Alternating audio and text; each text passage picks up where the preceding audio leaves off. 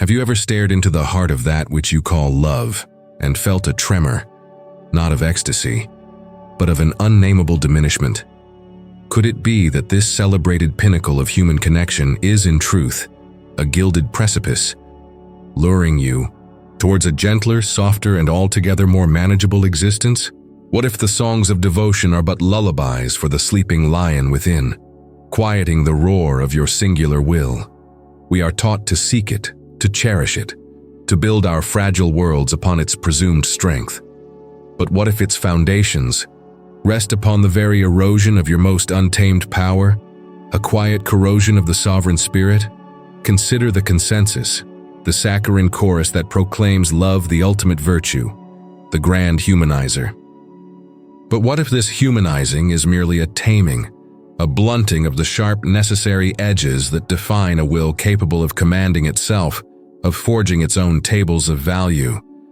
They will tell you it completes you, but what if it merely dilutes you, blending your fire into a common tepid warmth, indistinguishable from the hearth of the herd? Observe how the celebrated lover so often becomes the pliant citizen, his gaze lowered from the distant peaks to the comfortable valley, his ears deafened to the siren song of his own most becoming. Look closer at the chains, invisible yet unyielding, forged not of malice but of this tender, insidious affection. Do you not feel their subtle weight when ambition calls you to the loneliest heights, when the path to your own most truth demands a solitary pilgrimage?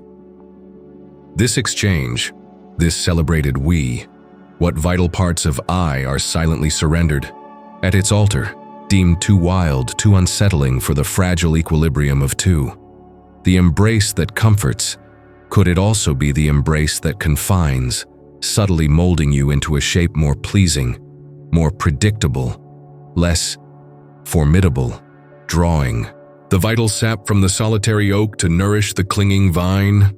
And what of the forgotten echoes, the ancestral whispers of a primal strength that knew nothing of this negotiated peace, this shared vulnerability? Before the altars of romantic devotion were erected, did not something fiercer, more self-possessed, stride the earth, a spirit for whom love was but one fleeting color in a vast untamed spectrum, not the sun itself? Could it be that this modern idol, this deified emotion, has made men forget the intoxicating elixir of self-overcoming, the profound, austere joy of standing alone, a law unto oneself, a creator of worlds rather than a mere inhabitant of another's? Art?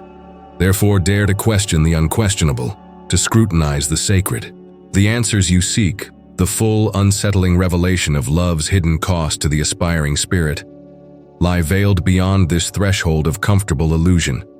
To turn back now is to choose the blissful ignorance of the flock, to miss the key to unlocking a more dangerous yet ultimately more exhilarating understanding of your own potential. The path to this dark enlightenment requires not courage, but a willingness to shatter the prettiest of your mirrors, and only by venturing further will you grasp the terrible, liberating truth we are about to unveil. That tremor you felt at the precipice of our inquiry, that subtle tightening in the breast, do not dismiss it as mere disagreement. It is the echo of a truth buried deep beneath layers of comforting illusion, the first crack in a dam of meticulously constructed beliefs. For true strength is not found in the placid waters of consensus, but in the courage to navigate the storm of self-interrogation. Is not this unease the very signature of a vital question, long overdue, knocking now insistently upon the gates of your most cherished assumptions? This very disturbance is the fertile ground from which new vision springs. We are told that love completes, that it fills a void that would otherwise leave a man hollow, a fractured being yearning for its other half. But what if this perceived void is, in itself, the sacred space of becoming, the crucible in which the singular will forges its own sovereign wholeness? Could it be that this rush to fill it with another is a flight from the terrifying grandeur of self-creation, a preference for the shared warmth of a burrow over the solitary eagle's flight? To seek completion externally, is this not an admission, a quiet abdication of the imperative to become one's own sun? reflect upon the trajectory of the will, that primal current that drives a man towards his unique zenith, his self-ordained destiny. Then, observe how the tender tendrils of affection, the unspoken demands of intimacy, can slowly, almost imperceptibly, divert its course. The grand gesture, the audacious leap, the lonely vigil required for monumental creation. How often are these tempered, softened, or altogether abandoned for the sake of a shared peace, a common horizon? Does the lion, once paired, still stalk its prey with the same undivided, ferocious focus, or does a part of its wild heart yield to a gentler rhythm? And what of solitude, that vast, silent amphitheater where the soul confronts its own most depths and its most vertiginous heights? This profound state, so often mistaken for mere loneliness, is the forge of the exceptional spirit. Could it be that the magnetic pull towards romantic union is, at its core, a subtle, pervasive dread of this magnificent desolation, a fear of the echoes found only when one dares to listen to oneself, utterly and irrevocably alone? This yearning for another's hand, might it sometimes be a flight from the awesome responsibility of standing, unpropped in the full glare of one's own being? The covenant of two, celebrated in song and story, creates a world unto itself, a fortress against the perceived chaos of existence. Yet, within its walls, whose laws truly prevail? How often does the unspoken constitution of the we subtly erode the sovereignty of the I, demanding compromises that feel less like harmony and more like a slow, velvet-gloved suppression of one's most inconvenient, most incandescent truths? Does this cherished union not sometimes become a beautifully adorned cage, its comfort masking the atrophy of the wings that were meant for solitary, sunward flight? Consider comfort itself, that siren song luring the ambitious spirit towards the shores of quiescent satisfaction. Love, in its most tender ministrations, offers this solace in abundance, a warm hearth against the biting winds of self-overcoming. But is it in comfort that greatness is incubated, or in the relentless, often painful, striving against resistance both inner and outer? Could this offered balm, this cherished refuge, be the very thing that numbs the divine discontent necessary for ascent, the sweet opiate that makes the steep path to the mountain peak seem altogether too arduous, too unnecessary? Observe the man who loves deeply, who strives to be a sanctuary for another. See how his sharpest edges, the very angles that once defined his irascible uniqueness, are often smoothed and polished by the constant, gentle friction of shared sentiment. Empathy, compassion, the desire to shield another from pain. Noble instincts, perhaps. Yet what happens to the ruthless clarity, the cruel honesty sometimes required to cut through illusion, both his own and the world's? Does the blade, when wrapped in velvet, retain its capacity to hew new paths through the tangled forest of convention?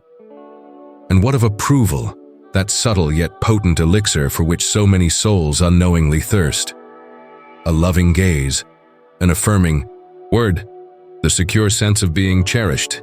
These are powerful anodynes. But do they not also risk becoming a substitute for the far more arduous, yet ultimately more sustaining, act of self-affirmation, of forging one's own measure of worth in the fires of solitude and self-mastery? To seek your reflection primarily in another's eyes, is this not to surrender the authorship of your own effigy, to become a creature of their light? The purpose found in shared existence, in building a life with another, possesses an undeniable allure, a sense of tangible meaning. Yet juxtapose this with the singular, often terrifyingly vast purpose that a man might conceive in the depths of his own most solitude, a purpose that might demand everything, that might not be understood or even welcomed by another. Can the river that merges with another still dream of becoming the ocean all by itself? Or does its current inevitably blend and diminish into a shared, gentler flow towards a common, perhaps shallower, delta? Then there is pity, that delicate poison often mistaken for kindness, which Nietzsche himself viewed with such profound suspicion. In love, this impulse to soothe, to protect, to alleviate suffering in the beloved can become a dominant force. But what if this constant shielding, this preemptive cushioning against life's harshness, fosters not strength, but a subtle, insidious dependence, a weakening of the other's own capacity to endure, to overcome, to grow through their own trials? Does the overtended plant develop the robust roots necessary to withstand the storm when the gardener is absent?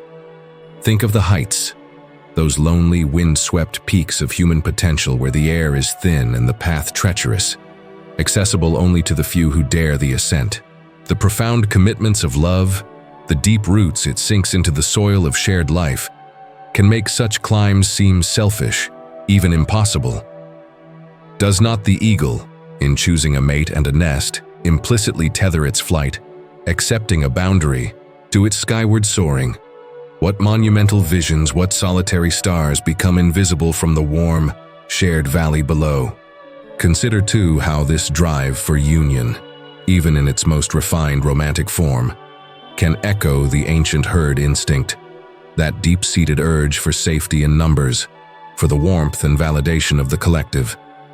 Is love, then, sometimes not, a bold choice of individual affirmation, but rather a subtle flight from the terror of ultimate uniqueness, a gilded cage of mutual belonging that shields one from the exhilarating yet chilling winds of utter self-reliance? Are we seeking a partner, or are we seeking a more palatable, more intimate version of the tribe's comforting embrace?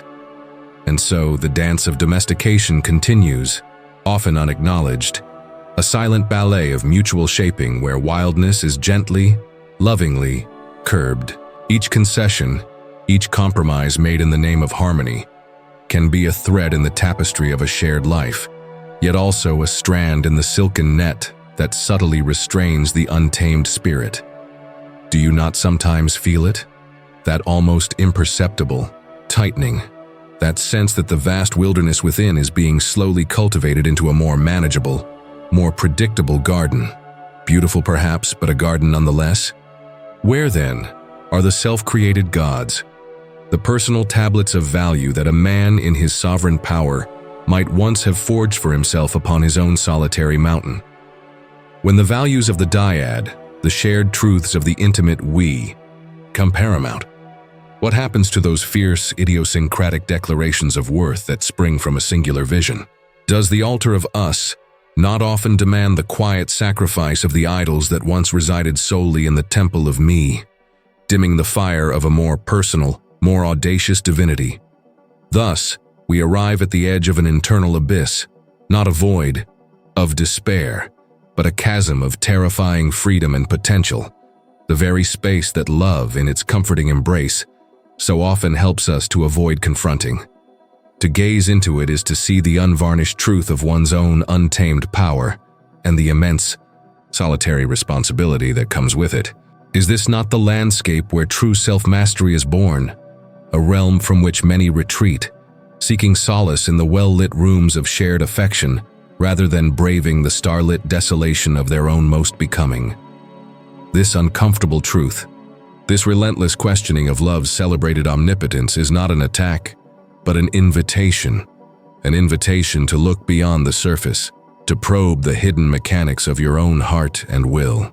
The resistance you may still feel, the urge to defend the sanctity of this cherished emotion, is understandable, even predictable. Yet it is precisely within this tension, this challenging of sacred cows, that the path to a deeper, more potent understanding of your own nature begins to unfold, a path that demands you see not just the light, but also the profound, often overlooked shadows. And so, the curtain falls, not upon a closed play, but upon a newly opened vista within your own soul.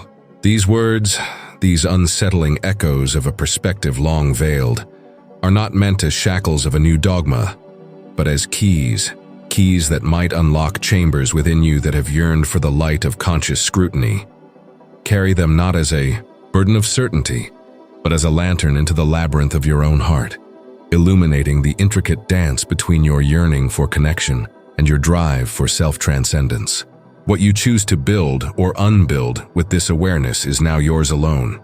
You have glimpsed the solitary peak, stark and magnificent, and you have felt the familiar comfort of the valley where intertwined roots offer solace. There is no universal map, no single edict for the navigation between these realms.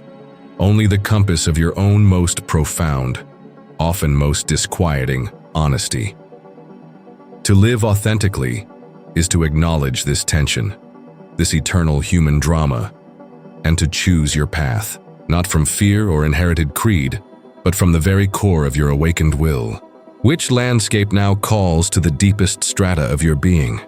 Within this very unease, this stirring of questions where once there was only the quiet hum of accepted truths, lies the potent seed of your becoming. For it is in the courageous confrontation with these uncomfortable verities, these shadows of the heart, that the spirit forges its truest strength, its most resilient fiber. This quiet disturbance, this subtle ache of reevaluation, cherish it, for it is the first whisper of an awakening, the nascent stirring of the sovereign self that refuses to remain dormant, a promise of a strength you are yet to fully claim. The path from this moment unfolds differently beneath your feet. The familiar landscape of your life may now hold new contours, new shadows, new invitations to courage. This is not an ending, but a threshold. You carry within you now a resonance, a question that will continue to sculpt your perceptions, to inform your choices in ways both subtle and profound. The world has not changed, but your eyes have been offered a different filter, a lens ground in the solitary workshops of uncomfortable, yet liberating thought. If this journey into the less traveled corridors of the masculine spirit has ignited a spark within you, if these reflections resonate with a truth your own soul has long whispered, then let this not be a fleeting encounter. Join this ongoing exploration, this fellowship of minds daring to look beyond the given. Your engagement here, your thoughts shared in the crucible of discussion, your willingness to carry this fire onward, your decision to stand with those who seek the deeper currents, transforms this space into a living forge. Become a conscious architect of this expanding dialogue.